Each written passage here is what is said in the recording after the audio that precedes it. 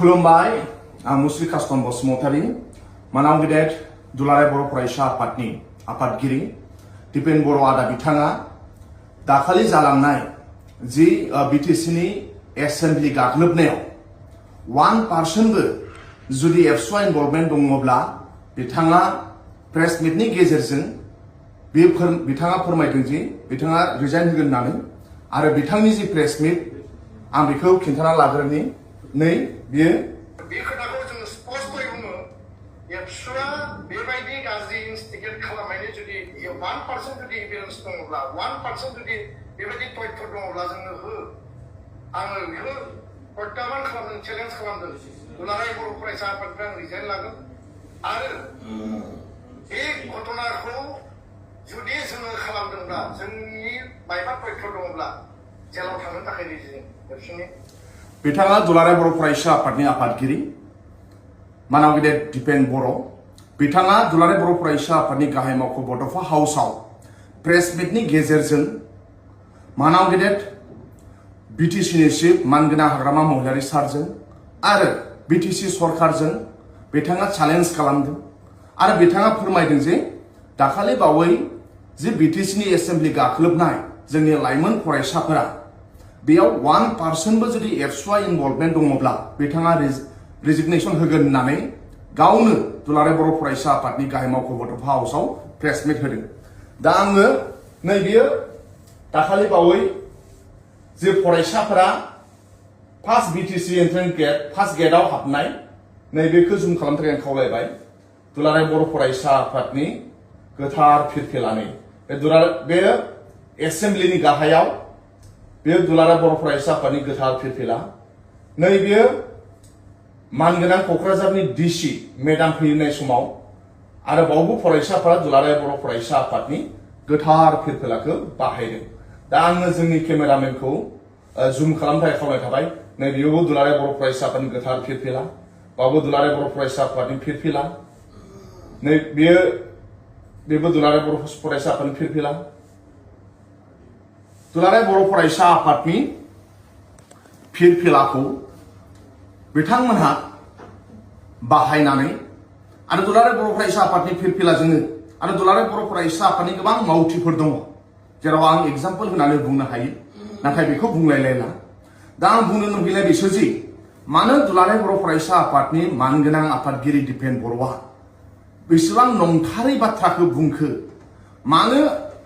आफादगिरिनि मासियाव जिरायनानै एसां गाहाय थाखोनि खोथाखौ बुंखो जे एभिडेन्स होनो हायोब्ला गाव जेलाव थांनो थाखाय राजि एभिडेन्स होनो हायोब्ला गाव एबसुनिफ्राय रिजाइनेसन होनो थाखाय गाव राजि होननानै दिनै बिटिसिनि चिफ मानाव गेदेर हाग्रामा महिलारि सारजों बिटिसि सरकारजों दिनै दुलाराय बर' फरायसा आफादा मानो फेर फाथिदों मानाव गेदेर बिटिसिनि चिफ हाग्रामा महिलारि सारा सासे संग्रामि मानसि आरो बयनिफ्राय बांसिन बिथाङा सेक्रिफाइस खालामनानै जोंनो बिटिसि होफैबाय बर' भाषाखौ एसिडलाव सोबाय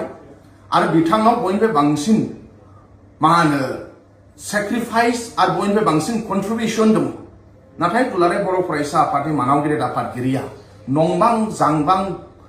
मा होनो बिथांमोनहा गावसिनाव खामानि गैयाब्ला मानाव गेदेर बिटिसिनि चिफनाव खामानि गैया बिदि दा सान ओंखायनो दुलाराय बर' फरायसा आफादनि आफादगिरि दिपेन बर' बिथांखौ जोङो स्ट्रंलि खावलायनो सानदों फोरमायनो सानदों नोंथाङा बिटिसिनि चिफ मुरब्बीखौ जानला मोनला खोथा बुंनायनिफ्राय जानगाराव था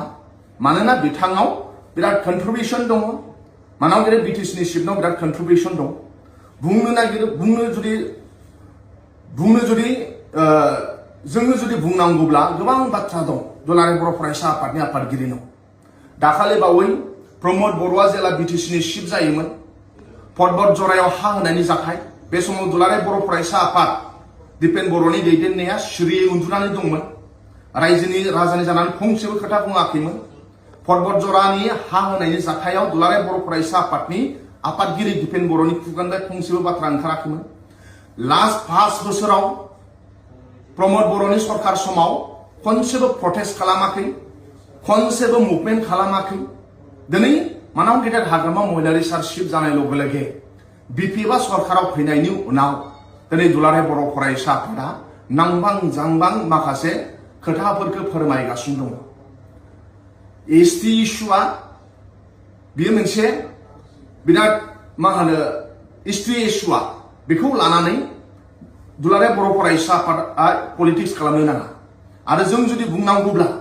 एसटि इस्युखौ लानानै दुलाराय बर' फरायसा आफादआ दिसपुराव सोर मिनिस्टारजों मा सावरायनानै फैयो सोर मिनिस्टारखौ मा बुंफ्लाबोयो दिसपुराव थांनानै सोरखौ लोगो हमहैयो सब तथ्यआ जोंनाव दंजोबो दा जोङो दुलाराय बर' फरायसा आफाद बादि गोथार आफादखौ बरनाम होनो लुबैया ओंखायनोसो मानावगिरि दिपेन बर'खौ जों जेबो बुङाखै दुलाराय बर' फरायसा आफादखौ बेबादि मोनसे हाखराव गावग्रोनायखौ जों लुबैया ओंखायनो जों दिनै दुलाराय बर' फरायसा आफादनि आफादगिरि दिपेन बर'आ दिसपुराव थांनानै सोरखौ लोगो हमहैयो दिसपुराव थांनानै मा खोथा बुंनानै फैयो माबादि मुभमेन्ट लागोन सानबेसे मुभमेन्ट लागोन सोरजों मा सावरायबोदों बिनि डिटेल्सखौ जों होजोबनो हायो नाथाय दुलाराय बर' फरायसा आफादखौ जोंनाव अननाय आरो मोजां मोननाय दङ बिनि थाखाय जोङो दुलाराय बर' फरायसा आफाद बादि गोथार आफादखौ जोङो बेबादि रायजो राजानि गेजेराव हाद्रि बाला सारनो लुबैयाखै नाथाय दुलाराय बर' फरायसा आफादनि आफादगिरि दिपेन बर'आ जेरैबादि डिभाइड पलिटिक्स खालामदों बे जोंनि थाखाय दुखुनांथाव बाथ्रा आरो जेरैबादि बिथाङा मा होनो बिटिसि सरकारनि सिपजों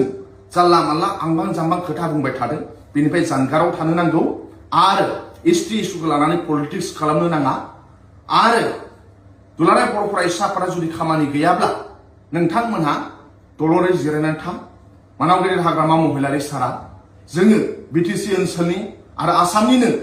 गासै बर' माहारिखौ लानानै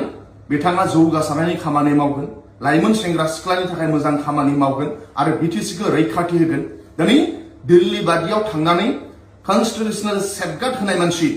बर' रावखौ 8 सिडुलाव सोनाय बिटिसि 6 सिडुल होनाय बेयो जाहैबाय हाग्रामा महिलारि सार आरो हाग्रामा महिलारि सार बादि मानसिखौ दुलाराय बर' फरायसा आफादा नंबां जाम्बां खोथा बुंनायखौ जोङो दुखु मोनदों सारा बर' हारिया दुखु मोनदों बेनि थाखाय जोङो दुलाराय बर' फरायसा आफादनि आफादगिरि दिपेन बर'खौ जों स्ट्रंलि जानगाराव थानो थाखाय खावलायनाय थाबाय आरो एसे गोथौयै हाबबावनांगौब्ला दुलाराय बर' फरायसा आफादनि आफादगिरिया ना एमएलए ना मन्त्रि नोंथाङा दिनै एमएलए मन्त्रि नङा गारा बेसेबां सम्पति खामायखौ नों बेसेबां सम्पति खामायखो बेखौबो जों डिटेल्स लाबोनो गोनां जागोन जोङो दुलाराय बर' फरायसा आफादखौ मान होयो सन्मान होयो बेनि थाखाय जों दिपेन बर'नि सायाव खोथा बुङाखै नङाब्ला जोंबो बुंनो हायो नाथाय जोङो एबसुखौ बेबादि मोनसे नोजोरजों नायजानायखौ जों लुबैयाखै बेनि थाखाय जों मान होनानै सिरियै दङ थेंक इउ